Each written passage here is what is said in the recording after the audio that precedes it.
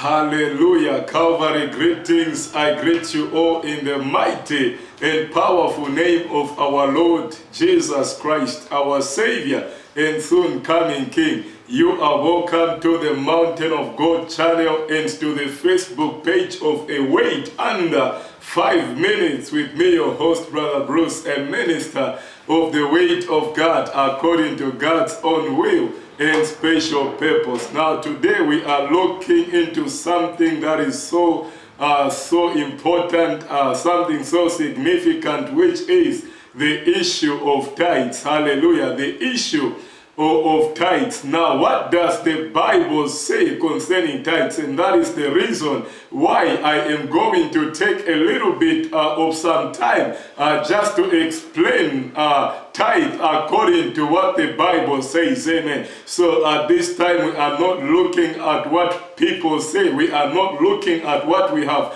learned of what we have heard being spoken by pastors, or what we have heard from other people, but we are going to look at it from the Bible's point of view. Hallelujah. This is what we are going to do today. And to begin with, what is a tithe? So a tithe is a tenth or 10% of the produce of the land or livestock. At least it is not a passage of scripture that we have just looked at, but it is something, hallelujah, it is something that is related to every verse of scripture that has talked about the tithes. The requirements of the tithes were only the produce of the land and the livestock. There was no income involved. There was no money involved. So we are going to read just one of the scriptures which will back it up, and that is Leviticus chapter 27, and from verses, we'll read from verses 30, where the Bible says,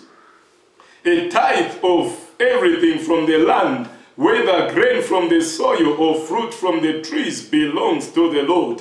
It is holy." Hallelujah. "If a man redeems any of his tithe, he must add a fifth of the value to it. The entire tithe of the land and flock, every 10th animal that passes under the shepherd's rod, will be holy to the Lord. He must not pick out the good from the bad or make any substitution.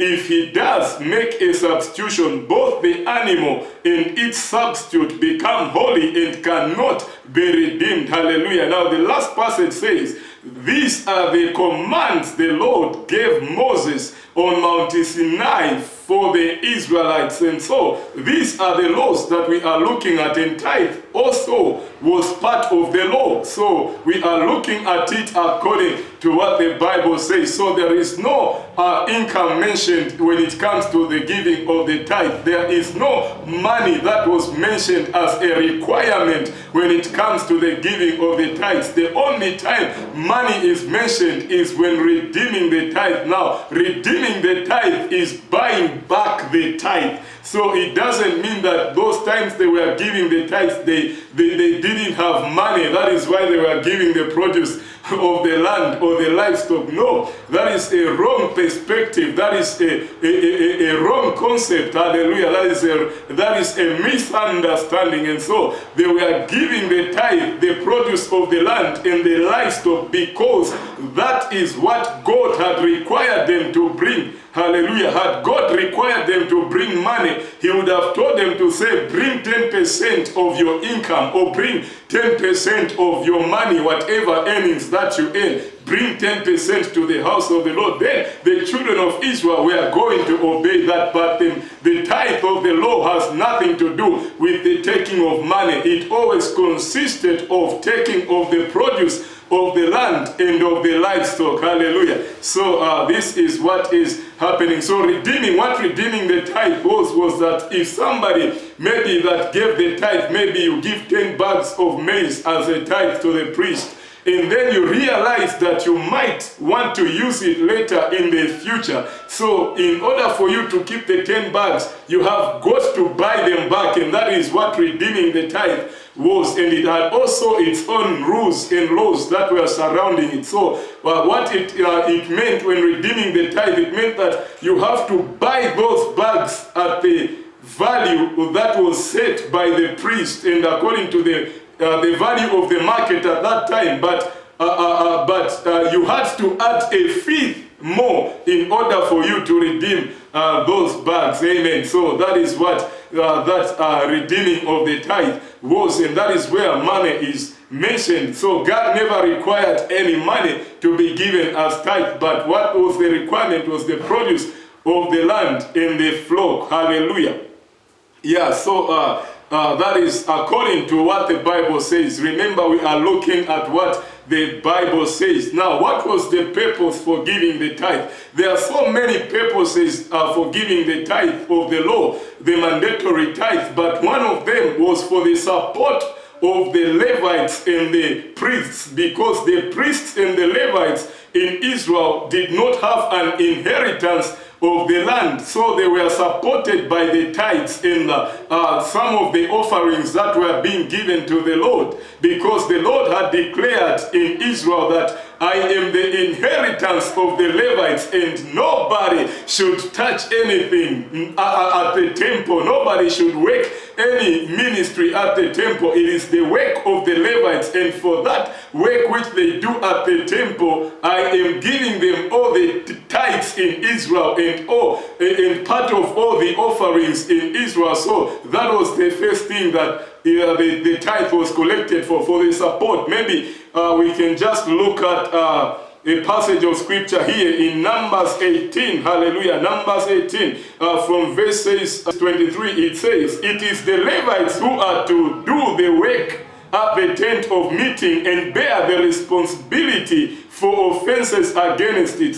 This is a lasting ordinance for the generations to come. They will receive no inheritance, hallelujah, among the Israelites. Instead, I give the Levites as their inheritance the tithes that the Israelites present as an offering to the Lord. That is why I said concerning them, they will have no inheritance among the Israelites. Hallelujah. So this is one of the reasons. It is not only because they were doing the work at the tabernacle, but it is because they had no inheritance, and the Lord had commanded that the Levites should do nothing, no work at all to earn their income, but they should only receive the tithes and the offerings of Israel, because that is what the Lord had commanded. It was a law. Hallelujah. It was a law. And so the other purpose that we can see that is highlighted in the scriptures was for the support of the widows, the orphans, and the strangers. Hallelujah. So the Israelites gave the tithe to support the Israelite widows, orphans, and also the strangers that came to the land that had maybe need of something. Hallelujah. So that they can support them as they are dwelling amongst the people of the Lord God. We can just look at another passage of scripture in the book of Deuteronomy, chapter 26. Hallelujah. Chapter 26, and from verses 12, the Bible says, when you have finished setting aside a tenth of all your produce in the third year, the year of the tithes, you shall give it to the Levites, the aliens who are the strangers, the fatherless, and the widows, so that they may eat in your towns and be satisfied. Hallelujah. That is another kind of purpose. So the other purpose was for reverencing the Lord. Hallelujah. It was for the fear of the Lord, so that the people of God will learn to fear the Lord. And the scripture that backs that one up is Deuteronomy chapter 14 and verses 22 to 23. The Bible says, be sure to set aside a tenth of all that your fields produce each year. Hallelujah. Eat the tithe of your grain, new wine, and oil, the firstborn of your heads and flocks, in the presence of the Lord your God, at the place he will choose as a dwelling for his name, so that you may learn to revere the Lord your God always. Hallelujah. So that the children of Israel may learn to fear the Lord God at all the times. Hallelujah. That was another purpose. Now, who collected the tithes in the land of Israel. It was the Levites and the priests, because those were the people that were in charge with the collecting of the tithes and also the work of the ministry at the tabernacle of the Lord. Hallelujah. As we are considering that the giving of the tithe was a mandatory thing to Israel, and it was a law that was of the things that were devoted to God. So whatever was devoted to God was supposed to be collected by the Levites and the priests. Hallelujah. Now, who are the Levites and who are the priests? The priests are those that come from the lineage of Aaron. Hallelujah. And the Levites are all those that come from the lineage of Levi. There was the tribe of Levi, that is the people that were chosen to be workers at the tabernacle of the Lord, and those are the people that were denied inheritance in the promised land. And also these are the people that God declared himself to be their inheritance. So whatever was devoted to the Lord was collected by the Levites. Hallelujah. So what was the order? Because there was an order of how the tithe moves from the people to the Levites and also to the storehouse. So let us see how the order was. Nehemiah chapter 10. Hallelujah. Nehemiah chapter 10 and verses 38. The Bible says, a priest descended from Aaron is to accompany the Levites when they receive the tithes. And the Levites are to bring a tenth of the tithes up to the house of the Lord our God, to the storerooms of the treasury. Hallelujah. So it was the Levites that were taking the tithes to the storerooms of the treasury. So how was it done? How it was done is like this. For example, I am a Levite and there is an Israelite that brings maybe 10 bags of maize to me as tithe. Hallelujah. So when he gives me that 10 bags as tithe, I, the Levite, will receive them. I have received the tithe from that Israelite man. Hallelujah. So I, the Levite, will also take 10% of what I have received, and that is what is going to be put in the storeroom. Hallelujah. In the storehouses of the treasury. That is how it was done. So when I take that 10% and put it in the treasury, the rest of that which was brought is mine. So I have to take 10%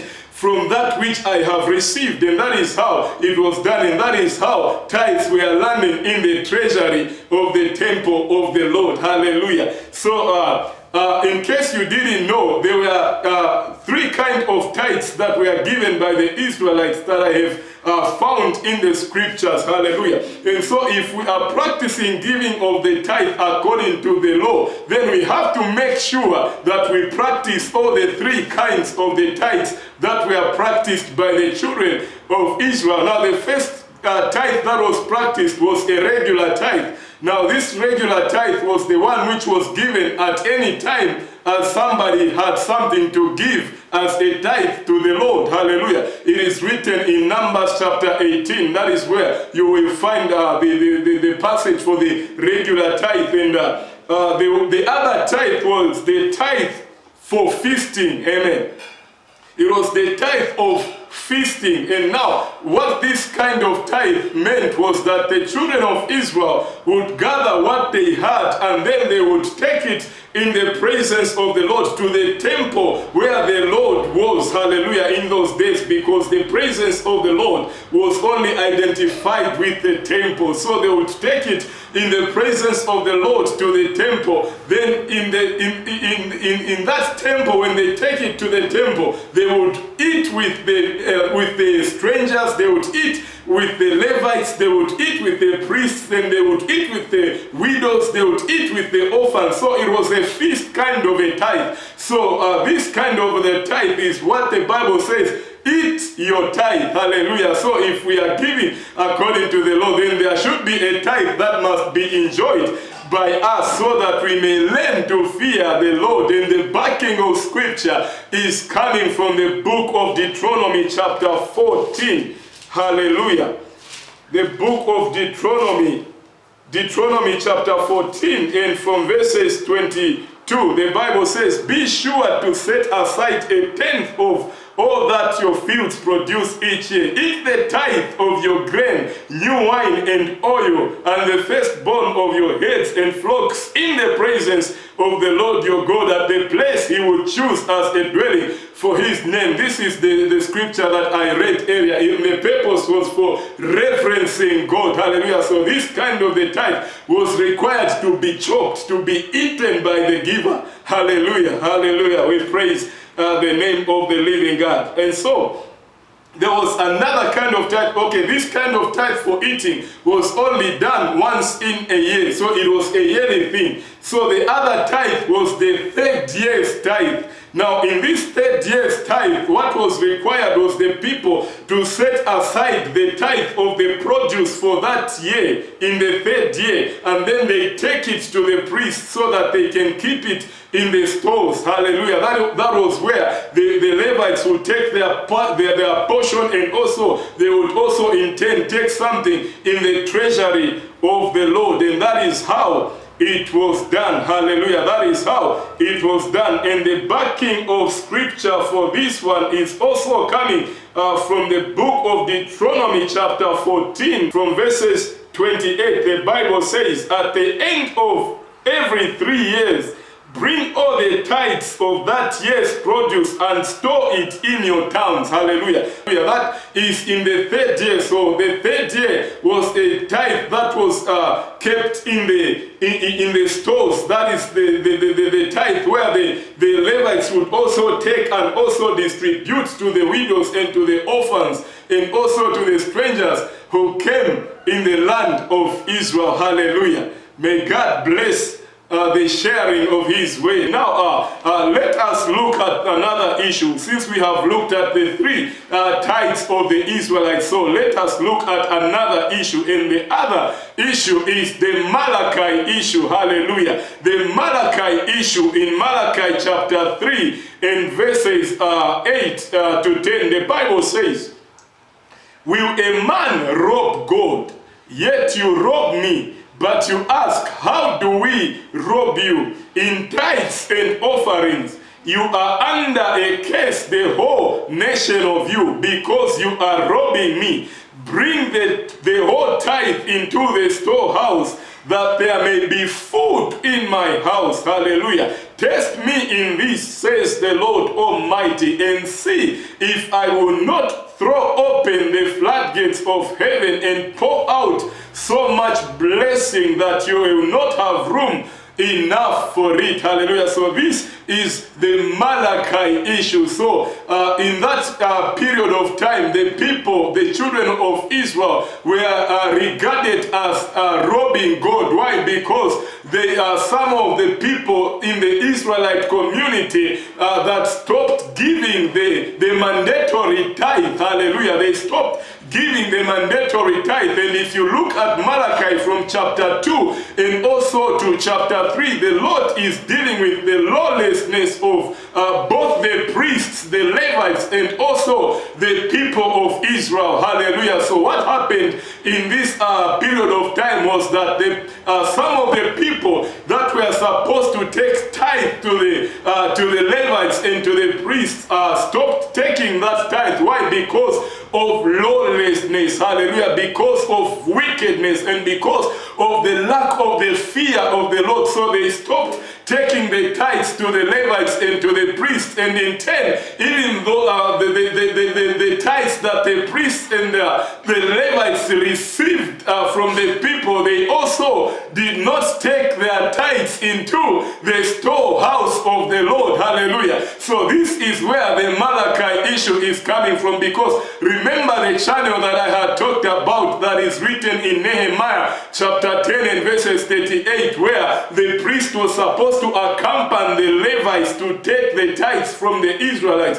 And then the Levites would also give a tithe of tithes, hallelujah, and store it in the storehouse of the house of the Lord. And so this was not happening in the period of this, when this book of Malachi was written. So the people of Israel were regarded as robbing God. Amen. So they robbed God because the tithe was devoted to God. It was not something that the children of Israel were supposed to keep to themselves, because it was a law. God had instituted a law. It was mandatory to pay this kind of tithe and to leave some of it in the storehouse. But the children of Israel stopped doing this. So that means they were robbing God, because the tithe is devoted to God. Hallelujah. Now, when we look at it today, there are people or preachers that threaten people with the Malachi issue, and they tell the church to say, because you are not giving the mandatory tithe, then you are robbing God. Hallelujah. But is the church robbing God when it does not give the mandatory tithe of the law that the church pastors are requiring us to give today, that the church pastors are asking us to give to the church today? No, the answer is absolutely not. Hallelujah. They are not robbing the church, or they are not robbing God when they do not give the mandatory tithe, because it is not the church that was given the mandate of the paying of the tithes. And just as we have looked at the scriptures previously, we have seen the purpose of the tithe, and we have seen who collected the tithe, and we have seen that the system that the church runs with is different from the system that the children of Israel were running with. The priests and the Levites did not have an inheritance in the promised land, but today everyone has an inheritance wherever they are. Wherever God has placed them, they all have an inheritance. Whether you are a pastor, a prophet, an evangelist, a teacher, an overseer, an elder, whoever you are, whether you are ministering anywhere in any kind of ministry, you have an inheritance. Hallelujah. God has given each and everyone the ability and the strength to work so that they can have something from what they do. Amen. So we don't have to lazy around as elders, as pastors, prophets, and all those overseers. We don't have to be lazing around and putting burdens on the people to bring the mandatory tithe, which is not supposed to be given according to the system of the church today. Hallelujah. So we do not give according to the system of the law. So nobody should threaten anyone concerning the Malachi issue, because the Malachi issue was an issue of the Israelite community and not the issue of the church today, because the law that we are operating under, which is the law of the Spirit of God, is different from that mandatory tithes which the children of Israel were required to take. Hallelujah. Nowadays, the only things that are regarded as devoted to God are the things that we purpose to give to God in our own ability. Hallelujah. Not because we have been commanded, but out of the love that we have for the Lord. And that is what becomes devoted to God, because we set it apart as something that we choose in our hearts to give to the Lord. And this is what the New Testament or the New Covenant teaches. Hallelujah. So this is what is supposed to be done in the church. It is not the mandatory tithe of the children of Israel. Hallelujah. So whoever is threatening the church with the mandatory tithe of the children of Israel, then they have misunderstood what the Bible teaches, because the mandatory tithe was a law that God had instituted on Mount Sinai. Hallelujah. Just as we read previously in Leviticus Leviticus chapter 27, where the Bible says that this is the law that the Lord gave Moses on Mount Sinai for the Israelites. Hallelujah. That was the law for the Israelites, and currently we are not living under that law. So nobody should threaten anybody to say that they are robbing God if they do not give the mandatory tithe, because we have not been given a mandate to pay tithes to anybody in the church today according to the scriptures of the New Testament. Hallelujah. There are passages that guide us in how giving is supposed to be done in the church, and that is what we have to follow as believers. Hallelujah. Galatians, let's look at Galatians chapter 3. chapter 3 and verses 24. Hallelujah. The Bible says, so the law was put in charge to lead us to Christ. Hallelujah. The law was put in charge to lead the people of Israel, to lead the Jewish people, to lead each and everyone who was under the law to Christ. Hallelujah. And the Bible continues to say that we might be justified by faith. Hallelujah. That we might be justified by faith. Now that faith has come, we are no longer under the supervision of the law. Hallelujah. Now that faith has come, we are no longer under the supervision of the law. Today what we do is we walk by the Spirit of the living God. Hallelujah. It is He who tells us the way that we should go in. Hallelujah. And so we walk by the Spirit of God and not according to the supervision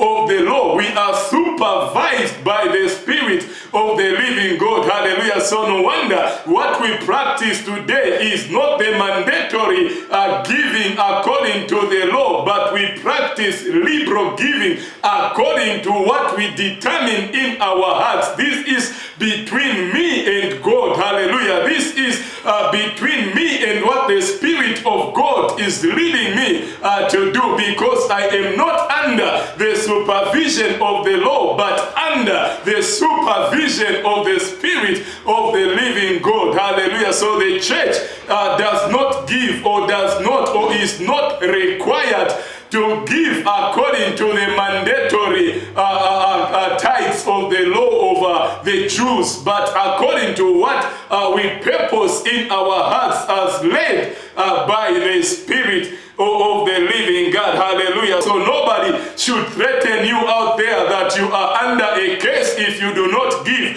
according to the mandatory tithe. Nobody should threaten you out there, child of God. I mean, you are not under the law anymore. You are not under the supervision of the law. So whoever wants to remain giving according to the law, then they must continue to fulfill all that the law requires them to fulfill. Hallelujah. And whoever is living under the supervision of the Spirit of God and they want to do everything according to what the Spirit of the Lord is leading them, then they must do it according to what the Spirit of the Lord is giving them to do. Hallelujah. So this is the issue of tithe in the church today.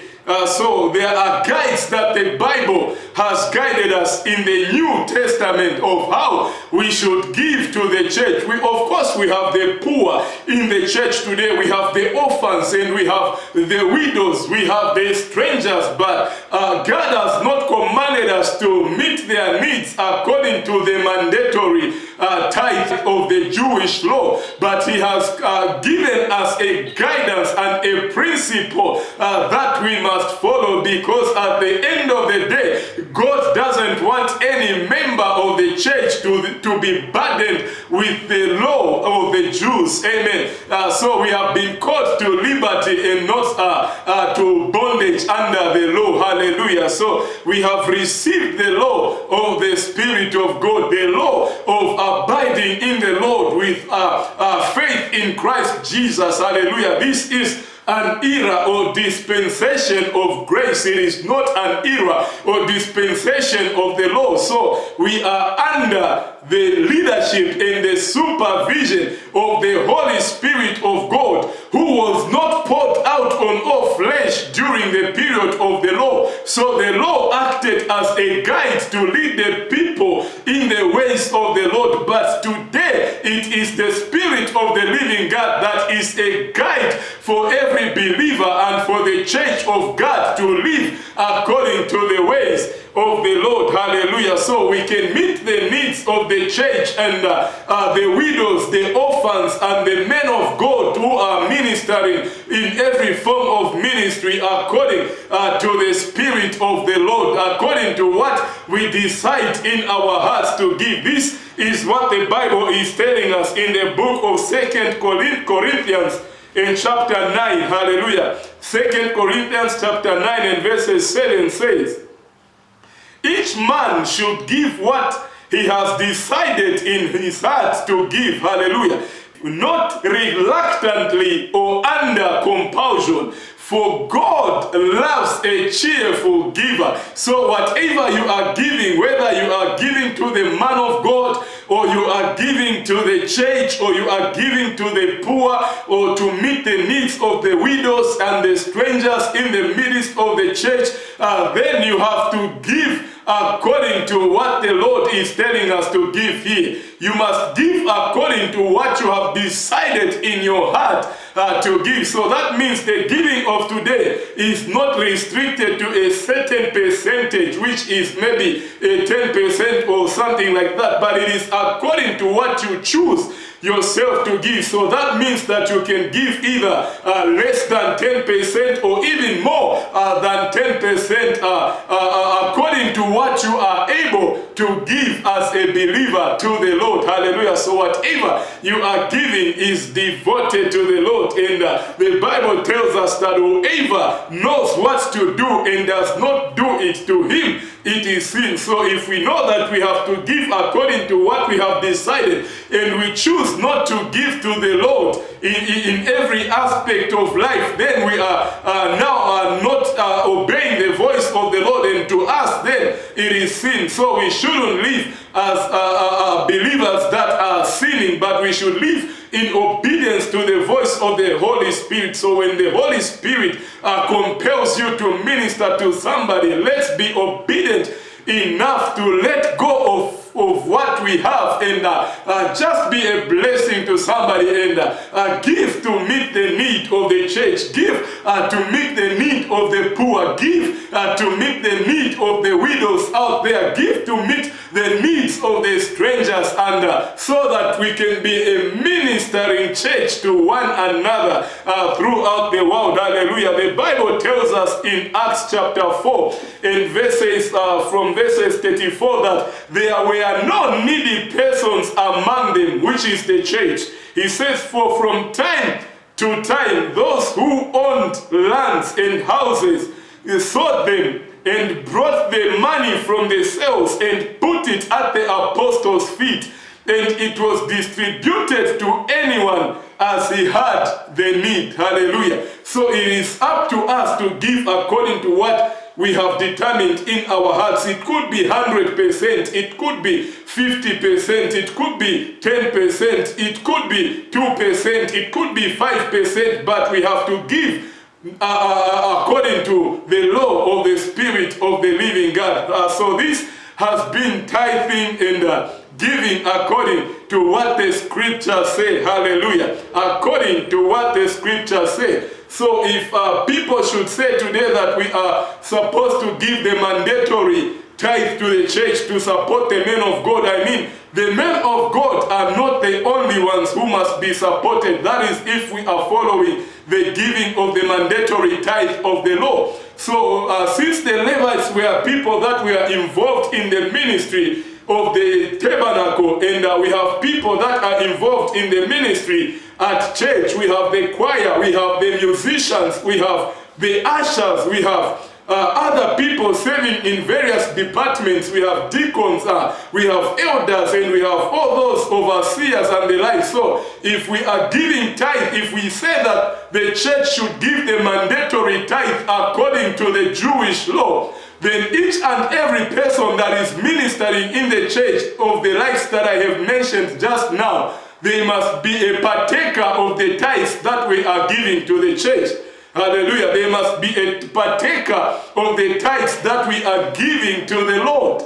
Hallelujah. So we are not under the law anymore. So nobody should threaten anybody, and you shouldn't be fooled. You have got to give according to what you determine in your heart. For God loves a cheerful giver. Hallelujah. For God loves a cheerful giver, and this is what the Lord wants you to do, to give cheerfully. That is what pleases the Lord. So this has been understanding tithe and the truth about tithing and what the church is expected to do in this dispensation of grace, which has come through faith in Christ Jesus in abundance. And so I hope that you have been ministered to, and I hope that you have learned a few things from this kind of sharing, and I pray that you will give cheerfully, hallelujah, not reluctantly or under compulsion, but